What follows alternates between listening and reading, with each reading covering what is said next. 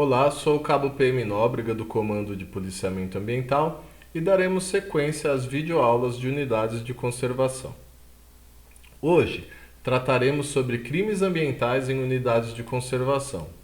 Vale lembrar que o tema meio ambiente é previsto no artigo 225 da Constituição Federal, bem como no artigo 191 da Constituição do Estado de São Paulo, sendo que as unidades de conservação são previstas pelo Sistema Nacional de Unidade de Conservação, que é a Lei 9.985/2000, conhecida como SNUC. Mas quais as consequências para o infrator ambiental? Basicamente, temos três consequências para o infrator ambiental. A consequência administrativa, que pode ser a multa aplicada pelo fiscal ambiental, o famoso auto de infração ambiental. Consequências cíveis, que vêm de ações indenizatórias, por exemplo, se aquela infração gerar danos ao vizinho ou danos à coletividade, por exemplo, a supressão de várias árvores em uma praça que acabaram abandonando os passarinhos não vêm mais porque não tem vegetação e causam um impacto para a coletividade, para aquelas pessoas que vivem naquele bairro. É passível de indenização civil. E consequências penais, que veremos agora por conta de crimes cometidos contra o meio ambiente, especificamente os crimes previstos na Lei 9.605 de 98, que é a Lei de Crimes Ambientais. Vale lembrar que essa lei ela é dividida, a grosso modo, em duas partes. Uma que tem sanções penais e uma outra parte que tem as sanções administrativas. Trataremos das sanções penais, lembrando que as unidades de conservação têm especial atenção desta lei, havendo momentos em que terá agravamento e aumento de pena para as infrações cometidas dentro ou no entorno da unidade de conservação. A Lei 9605, que é a de crimes ambientais, como vimos, ela trata no seu artigo 2º que quem, de qualquer forma, concorre para a prática dos crimes, incide nas penas a este cominadas.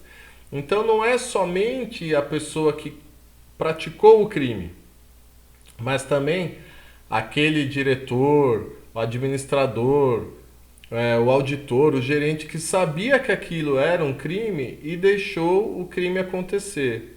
Então aqui ele responde pela omissão na mesma conduta do agente que efetivou o crime ambiental.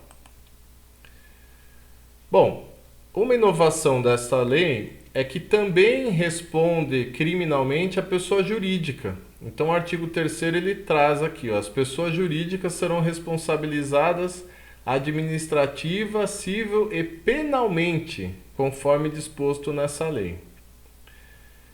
A responsabilidade das pessoas jurídicas não exclui das pessoas físicas, autoras, coautoras ou partícipes do mesmo fato. Então, da mesma forma, vai responder aquele que diretamente cometeu o crime, bem como a pessoa jurídica que eventualmente estiver nos bastidores aí do cometimento desse crime. Poderá ser desconsiderada pessoa jurídica sempre que sua personalidade for obstáculo ao ressarcimento de prejuízos causados à qualidade do ambiente. Um exemplo aqui pode ser aquela empresa de capital limitado. Se essa limitação do capital que a pessoa for responder estiver impedindo que ela indenize o total do que ela foi condenada, desconsidera-se a pessoa jurídica e ela vai responder pelo todo da indenização. O artigo 15 ele traz as circunstâncias que agravam a pena. Dentre elas, na linha E, ele fala que agrava a pena sempre que o crime atingir áreas de unidade de conservação ou áreas sujeitas por ato do poder público a regime especial de uso. Então, o caso de agravamento de pena.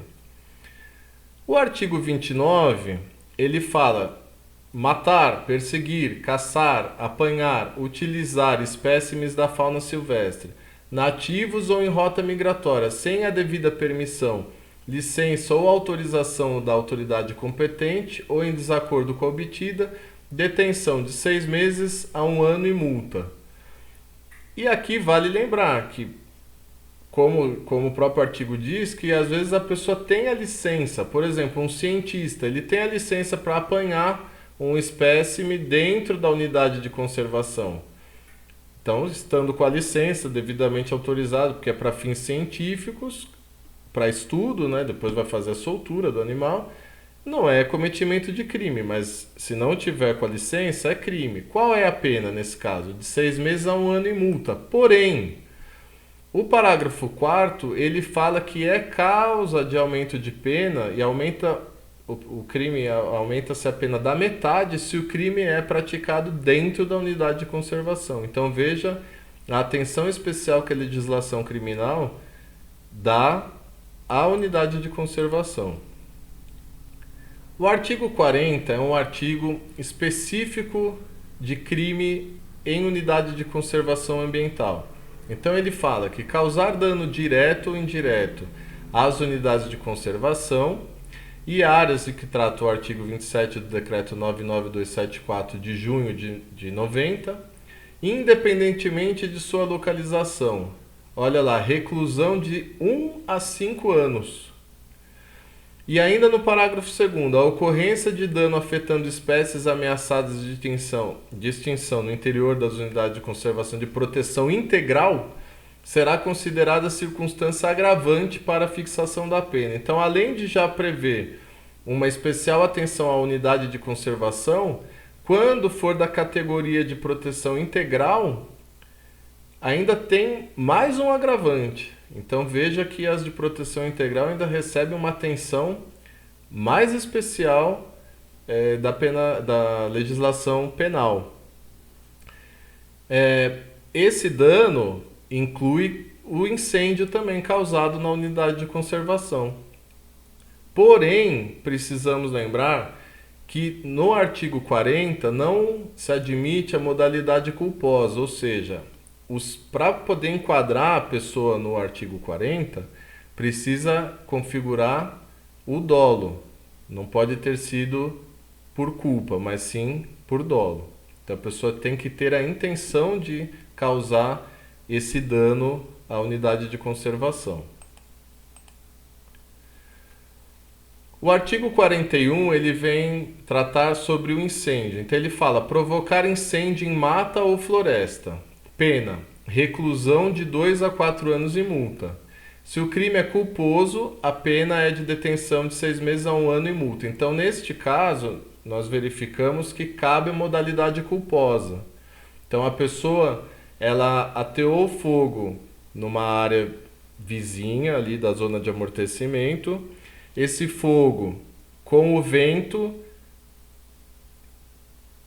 ele expandiu e atingiu a unidade de conservação. Nesse caso, cabe a modalidade culposa. A pessoa não tinha intenção de atingir a unidade, mas atingiu. Então, verifica-se que tanto no artigo 40 quanto no 41, os crimes eles são mais severos. O do artigo 40 ele prevê reclusão até 5 anos. No 41 ele prevê reclusão até 4 anos.